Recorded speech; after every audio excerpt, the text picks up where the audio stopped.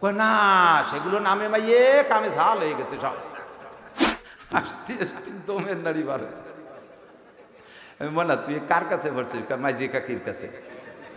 মাইজে কাকিও ভরছে তার শাশির কাছ থেকে। এই শাশি টু শাশি মশারির পাত্রা ভ্যান ভিন্ডি কাপড় দিয়ে তাই দিয়ে বোরকা ভরাইছে। বোরকা ভরে শাটার খুলিয়ে দিত আগে, এই দোকানের শাটার খুলিয়ে দেয় না, বোরকা ভরে জাফুট হয়ে দিছে। মহিলা মাদ্রাসার মাইকে যদি সবার সময় বাগানে বাস কাটতে দিল, একটাও ফিরে স্কুলের মেয়েদের যে সম্মান, এই মাদ্রাসার মহিলা মাদ্রাসার মেয়েদের সম্মানের মধ্যে পার্থক্য আছে না নাই? আছে না? একটু মনের থেকে বল, অবশ্যই আছে। এরা চাকরি পাবে না, সরকারি চাকরি, অথচ এদের শালীনতা, নম্রতা, ভদ্রতা, চাল চলন, এদেরকে বিয়ে করার জন্য কত যে বিসিএস ক্যাডার আর কত মাস্টার, ডাক্তার, ইঞ্জিনিয়ার যে আমার কাছে প্রস্তাব দিয়ে থুইছে, হুজুর একটা মহিলা মাদ্রাসার মাইয়া আমার সাথে বিয়ে দিয়ে দেন। আমি ফোর্সিস কলেজে সেই তো একটা বিয়ে আর কয় না, সেগুলো নামে মাইয়ে কামে ঝাল হয়ে গেছে সব। মেয়ে নাই, সব ছেলে হয়ে গেছে। কি হয়েছে? প্যান্ট ফরে সিগারেট খায়, ওগুলো মাইয়ে নাই। একটা মেয়ে আমার সাথে বিয়ে দেন, মহিলা আমাদের সাথে দেন, বাড়ি যাতে ভালো থাকে। ডাক্তার, ইঞ্জিনিয়ার, মাস্টার, প্রফেসর, এরা এখন এই মহিলা মাদ্রাসার মেয়েদেরকে খুঁজতেছে। তারা জানে ওখানে কিচ্ছু নাই, ওখানে মাতৃত্বের শিক্ষা নাই, এখানে মাতৃত্বের শিক্ষা আছে। একটা মহিলা মাদ্রাসার মেয়ে যদি আপনার বাড়ি পুত্রবধূ হয়, দেখবেন তার আচার আচরণ। ফাঁকে মহিলাদেরকেও বলবো, আমার মা বোন তোমরাও একটু সতর্ক থাকবা। তোমাদের চাটকি চাটা আমি স্টেজ বইয়ে দিয়ে বেড়াই, তোমাদের বাড়ি নেওয়ার পরে যদি তার উল্টো পাল্টা হয়, তো আমার আর কেউ ওয়াজে ডাকবে না রে। ও হুজুর কইলে কি আর পাচ্ছি কি, আমারে কমপক্ষে মাঠ ছাড়া হইস রে তোরা। যত প্রকারের পিঠে আছে তোমরা বানানো শিখবা। যত মহিলা মাদ্রাসা আমি 3-4 জায়গা গেছি, ওরে বাবা, যে জায়গা বসতি দিছে ফিটে আমার গিরিয়ে ধরছে চতুর্দিক দিয়ে, এক দিক দিয়ে 20 প্রকারে খাই বাইরে উঠে লাগবে, এত ফিটে। আবার অনেক মহিলা মাদ্রাসা গেছে যে সাইডে চানাচুরার উড়ুম মুড়িও না। কে তোমরা এখানে বসে গেছে ঘাস কাটো, পাল্লা দিতে পারো না, পিঠার প্রতিযোগিতা করতে পারো না। এবারে মাহফিলে আমি 5 প্রকার নতুন পিঠা, এখন তো কম্পিউটারে সব পিঠা এটা বানানো শিখেছে, তোমরা এই প্রতিযোগিতা করো, এখান থেকে শেখো। তুই শ্বশুর বাড়িতে ক্রেডিট ঝাড়বা, দেখেন আম্মা আমি কত প্রকার, আপনি তো সে আদিকালি খালি চিতেই পিঠে বানাতে পারেন, আমি দেখেন কত তা পারি। শুধু কোরআন হাদিস পড়া না, মেয়ে মহিলাদের জন্য জাগতিক সর্বশিক্ষা, সাংসারিক শিক্ষা যা আছে সবকিছু তাকে এখান থেকে শিখে দিতে হবে। আর সবই কোরআন হাদিসের শিক্ষা দেওয়া আছে। সিদ্দিকা আয়েশা রাদিয়াল্লাহু তাআলা আনহা, আরে খেয়াল করেন, নবী পাকের স্ত্রী সিদ্দিকা আয়েশা, সিদ্দিকা আকবর আবু বকরের অত্যন্ত প্রিয় মেয়ে সিদ্দিকা আয়েশা, বিশ্বের ভিতরে আর অদ্বিতীয়। কথা কন, ফাতেমা রাদিয়াল্লাহু তাআলা আনহা একদিক দিয়ে শ্রেষ্ঠ। আর হুজুর বলেন আয়েশার কথা যে সারা আরবের ভিতরে বিভিন্ন প্রকার খানার মধ্যে সবচাইতে প্রিয় খানা হলো সারিদ। ওরা একটা খানা খায়, সমস্ত খানার মধ্যে শ্রেষ্ঠ খানা হলো সারিদ। হুজুর বলেন সারা আরবের ভিতরে সমস্ত খানার মধ্যে যেমন শ্রেষ্ঠ সারিদ, সারা পৃথিবীর মেয়েদের ভিতরে শ্রেষ্ঠ আমার আয়েশা। তাহলে এই আয়েশা রসুলের ঘরে রুটি বানায়, কইছে না, রুটি বানায়। যে আটা সেনতে যাইয়া, ছোট মানুষ তো 9 বছর বয়সে স্বামীর ঘরে গেছে, 9 বছরে তো সকালবেলা 10টা পর্যন্ত পোলাপান বাচ্চারা ঘুমোই থাকে বক্তব্যে পড়ার বয়তে, ঠিক না? আর সে আয়েশা 9 বছরে অত বড় বিশ্বসেরা নবীকে ট্যাকেল দিচ্ছেন, তার সব চাহিদা পূরণ করতেছেন 9 বছরের মেয়ে। ফাঁকে ফাঁকে নবী যা বলতেছেন সেম কমপ্লিট। কম্পিউটারের মধ্যে একটা কথা আয়েশার কানের থেকে ঢুকলে আর তা বেরোয় না, সমস্ত হাদিসগুলো সংগ্রহ করে রাখছে। এর ফাঁকে রুটি বানাতে যে আটা সেন্তি গেছে, সেন্তি তা ঘুম এসে গেছে, হাতের মধ্যে আটা রয়েছে, ঘুমে রয়েছে, সজাগ হয়ে দেয় তা ছাগলে খাইয়ে দিয়েছে, খালি ঘুমই নেই আটা ছাগল। বিশ্ব নবীর স্ত্রী আয়েশা নিজে হাতে রুটি বানায়। ও মহিলা, তুমি মহিলা মাদ্রাসায় পড়িয়া শ্বশুর বাড়ি যে না আমি লেখাপড়া শিখেছি, আমি আলেম মৌলানা মুফতি মহাদেব, আমি চুলোর রুটি যেতে পারবো না, আমি রান্না বান্না করতে পারবো না, আমি এখানে তাকে শাশুড়ি আম্মা রান্না আমার গালে উঠে দিয়ে যাবে, বেশি দিন টিকতে পারবে না, ঘন ঘন তালাক খাবা, তালাক খাতি খাতি ব্যাট ভরি যাবে। Shut up!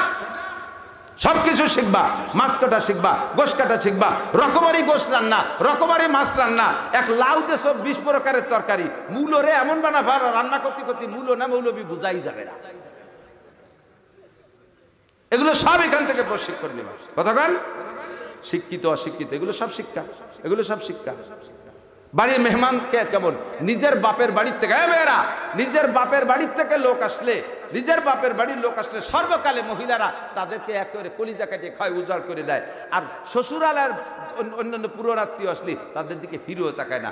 সিস্টেমটা সম্পূর্ণ পাল্টাও, সম্পূর্ণ পাল্টাও। এই বাড়ি তুমি রাজরানী হবা। তোমার সিস্টেম কি? বাপের বাড়ি থেকে কেউ আসলি তুমি তোমার মারে শাউরি রে কবা, আম্মা দেন আব্বা আমাকে বাড়িতে কিরা কিরা আইছে, আমার ভালো থাকতেছেন, আপনি যা পারেন খাওয়ান, এই করে ছেড়ে দিবা। আর তোমার শাউরির জামাই বা ওই শাউরির বাড়িতে বাপের শ্বশুর বাড়ির এলাকার আত্মীয় স্বজন কেউ আসলি তুমি শাউরির উপর আম্মা আপনি বসে থাকেন, শুধু খাবারের সময় দেখবেন যে আমি কি জোগাড় করছি। পাগল হয়ে যাবা। তুমি এদের খেদমত করবা এভাবে, আর তাই দেখে আর তোমার বাপের বাড়িতে এসে শাউরির কাছে ছেড়ে দেবা। তখন শাউরি বিটি বুঝবে আরে কপাল, সে আমার আত্মীয় না, আমার বাপের বাড়িতে আমার ভাই বাড়িতে তাকে জন্য কলজা কাটি খাওয়াচ্ছে। নিজের পালা মুরগিটা, যে মুরগিতে ডিম পারবে 40টা, তারে অর্ধেক হতে মারি দিচ্ছে। কাজেই আমার বৌমার বাপের বাড়িতে যারা আছে তাকে জন্য ছাগল মারা উচিত। আর তুমি শ্বশুর বাড়ির পদে সে আইসে যখন সে আমার মাথা আদর্শ একটু ঘুমোচ্ছি আম্মা, আচ্ছা ঠিক আছে ঘুমো, সময় আছে, একদিন বোঝা যাবে। যেদিন তোমার বাপ পাইছে তোমার বাড়ি সেই সময় শাউরি করে আমার ডায়েরি হয়েছে, এর মধ্যে কোনো মেহমানদারি হবে না। কামা তাদিনু তুদানি জৈসা করনি। দুইজন এক জায়গায় শুইছে, শুইয়ে একজন কাছে দোস্ত তুই আমার দ্বারা শুইস নি। কে কয় আমি হলো ঘুমের মধ্যে পেটে লাথই, এত রাগ হবে না তো তুই আমার দ্বারা শুইস নি। ও কয় না না না কোনো ঘটনা না, কেউ যদি আমার পেটে লাথই সে সময় আমি ঘুমের মধ্যে তার মহিলা থই। রাগারাগি ঘুমের মধ্যে মিটে যা। তুই বুঝবি যে তোর মহি কেন লাইছিলাম, তুই আর কোনো অ্যাকশনে যাবি না। তুই তো বুঝছিস যে আমি লাথি পেটে দিছি তাই তুই বলা থাকলো। তো যদি তুমি বলো যে দোস্ত আমার দ্বারা শো, কোনো টেনশন নাই, তোর সাথে আমার গায়ে শোয়া লাগবে না, তোর গায়ে কম্বল পড়ে গেলে আমি তুলে দেবো, তাহলে ও দোস্তও বলবে নিশ্চিত থাক, তোরও আমি এরকম খেদমত করবো। এটা না নিয়ম?